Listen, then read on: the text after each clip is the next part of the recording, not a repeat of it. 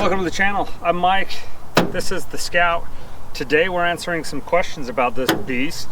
I've had my channel going for a few months of consistently posting like some decent videos and stuff, and you guys have asked me some questions in the comments and stuff, so we're going to answer a lot of those questions today. If you have any more, or if I didn't answer any, just hit me up in the comments or shoot me a message, and I'll either answer right away or I'll do a part 2 to this video.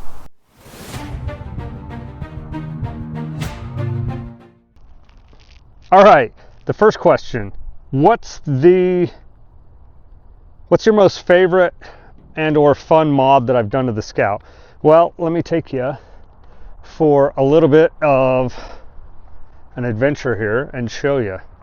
So my favorite mod that I've done is my tail light mod. So I did LED tail lights. They're the brake and the turn signal and the park light all in one. I got the backup lights, which are pretty sweet. No, I'm just kidding.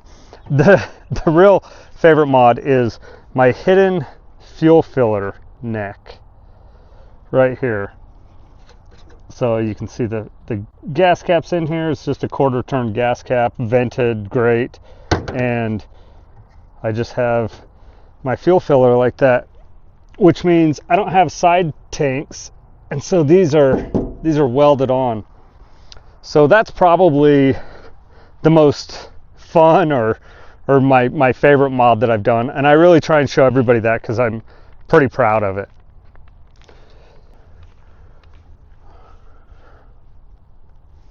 All right, next question.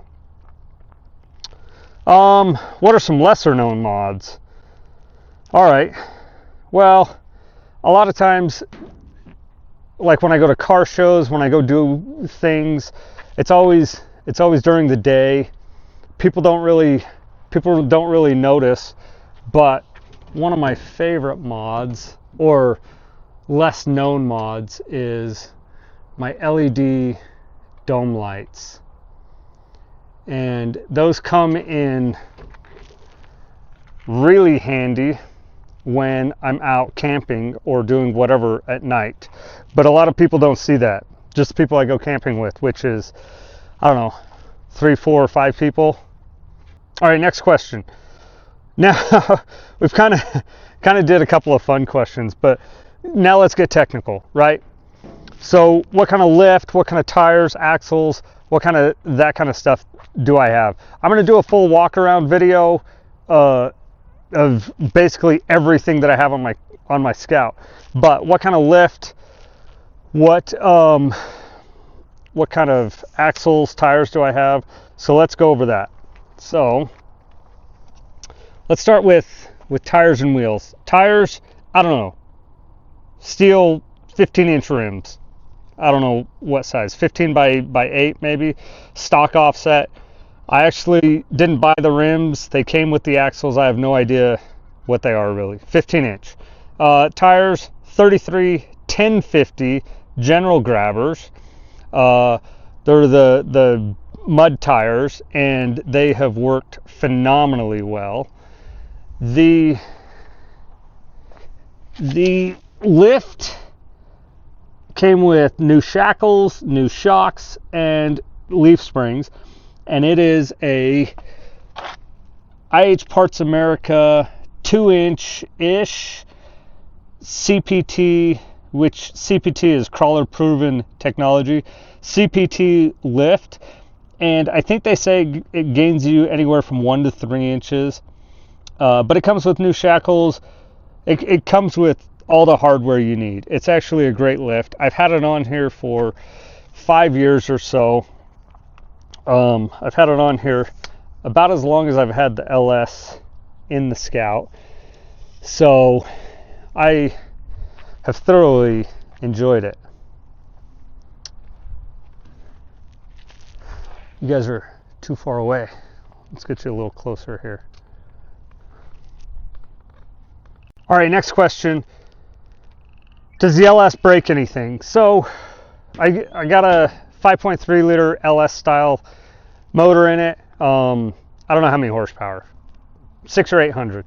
But what breaks the most now that I did the LS swap?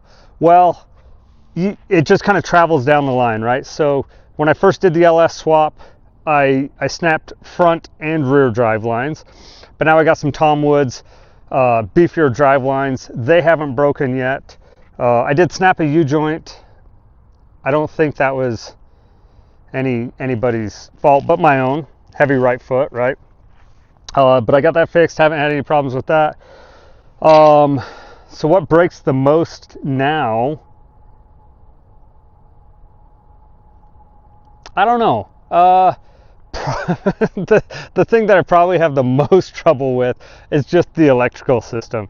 I got this shoddy Amazon, I shouldn't have done it, but I did, wiring harness for a universal hot rod wiring harness for the Scout, and it sucks. It sucks. That's problems.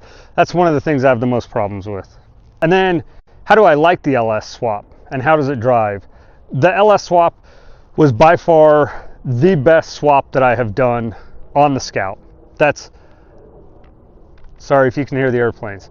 That's the number one swap that I did. How does it drive? It completely changed the way the vehicle drives. It fires right up on cold mornings. It doesn't overheat.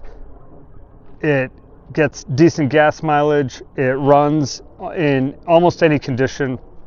Up, down, sideways, on its side. It runs all the time without any issues. So how do I like driving it? It is awesome. It gets up and goes. I can race people now. And it just made the experience in the Scout just that much better. All right, next question. So if you could take your Scout overlanding anywhere in the world, where would it be? Oh, that's a tough question, but I mean, so I've traveled all over the world. Not in the Scout, but just through various things that I've done. I've traveled all over in the world, and probably where I would want to go, and I saw a YouTube video about this, and I'm really super jealous, but I would want to take it to Africa and actually like circumnavigate Africa. I think that'd be a ton of fun. I saw somebody do it like in a TJ or something like that, or maybe it was an early JK, I don't know. But that looked like a ton of fun. I would love to do that in the Scout. What's my favorite trail?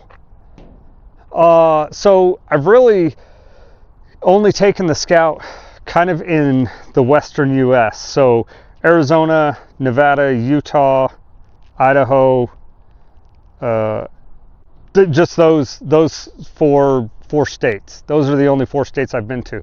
But my favorite trail, I couldn't pinpoint one favorite trail, but probably my favorite area to go would be Sand Mountain Recreation Area in Hurricane, down by Sand Hollow State Park. That's kind of my new favorite place. We go down there for Winter Jamboree. I've been down there a couple other times. That's probably my favorite area to go. And then my favorite trail is really just four-wheeling with the vintage crowd. There's a difference between going four-wheeling with buggies and Jeeps that are overbuilt and new Broncos. Like those things, they're amazing rigs and they'll go anywhere and they're super fun and capable. But there's something about wheeling with a 47 Willys and another 1963 Scout, or a 66 Bronco, or whatever. I've wheeled with a ton of different guys, and those are always fun. Those are my favorite trails, when we just go wheeling with the vintage crowd. Our next question. What's the sketchiest moment you've had on the trail? Which one do I talk about? Most recently, and I think I posted it in one of my wheeling trip videos, but I was out in the West Desert in Utah. It had just snowed, but it had gotten kind of warm. So if you guys haven't wheeled in snow, it's a little bit different. It's kind of like wheeling in mud, but not really. So when it snows, if it stays cold, it's not bad. It's kind of icy. But right when it starts to warm up, when it's like 40-ish degrees, it's cold enough that the underlayer is still pretty slippery, but the top layer is starting to get mushy and stuff. So anyways, we're out wheeling.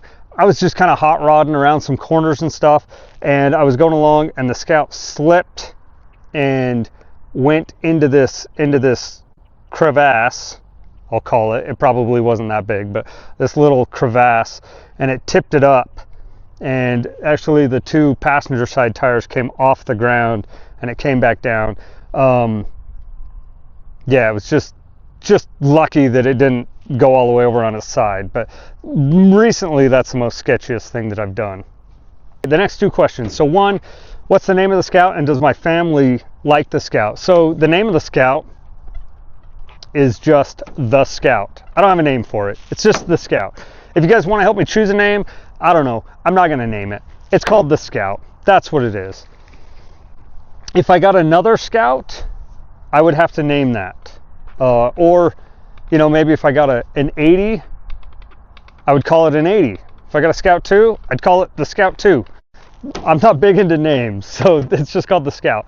And then does my family like it? Absolutely.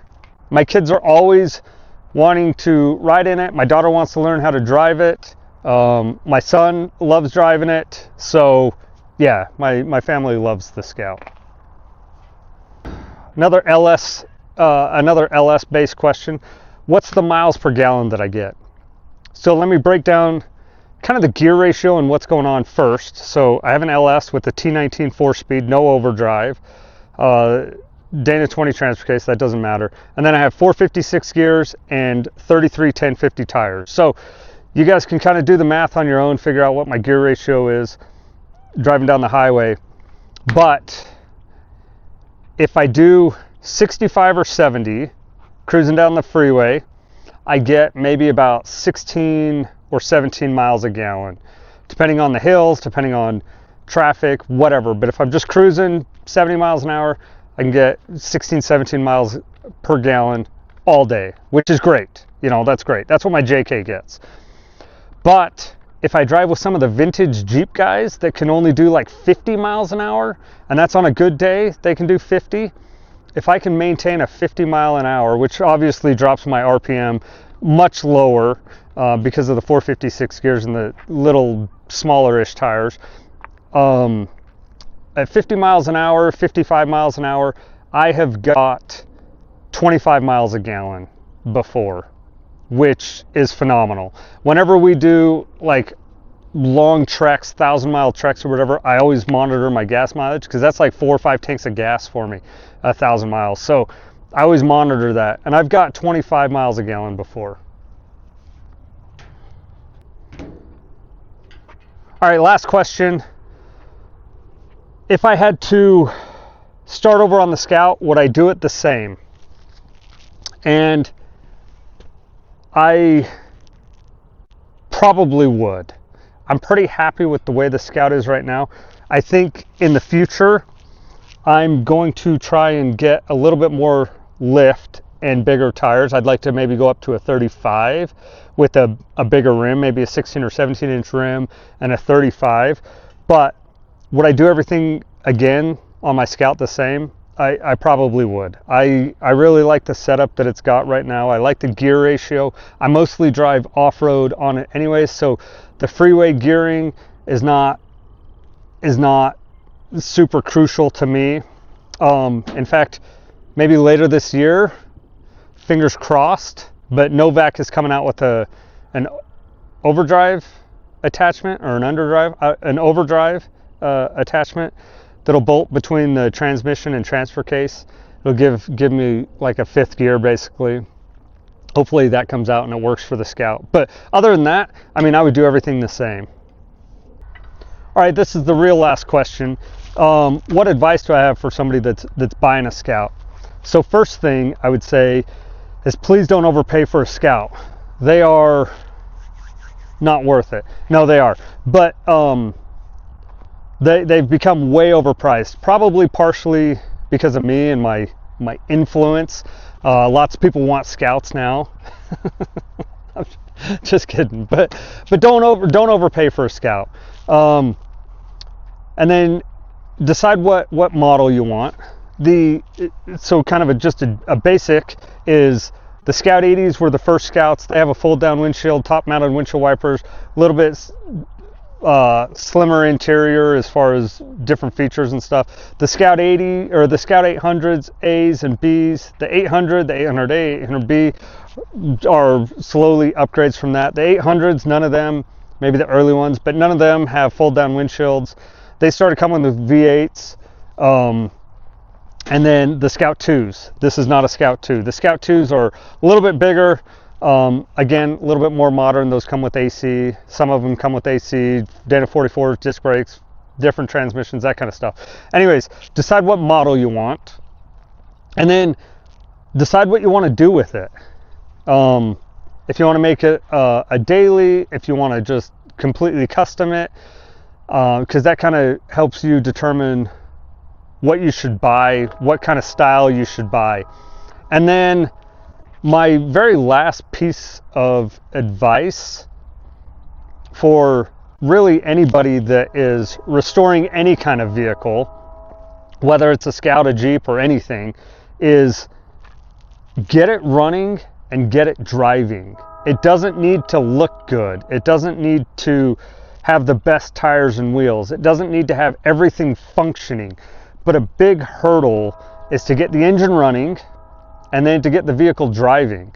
Those are huge steps, but that's once you get it running and driving, who cares if you drive a clapped out car around town? People will think it's awesome. If I saw somebody driving a primer gray or 5-tone colored Scout with 3 mismatched tires and blowing blue smoke, I would think that was the coolest rig versus somebody driving like a Lambo, you know? I would much rather see a clapped out Scout than a brand new car.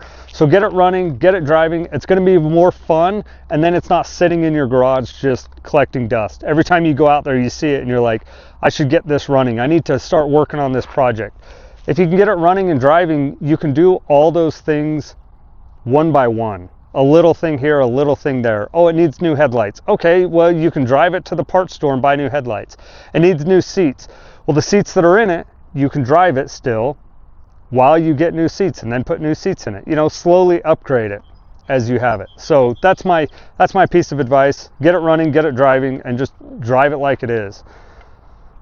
All right, well, you guys have stuck around this long. Thanks for watching. Thanks for following along with my couple of questions and answers. Keep leaving comments with questions.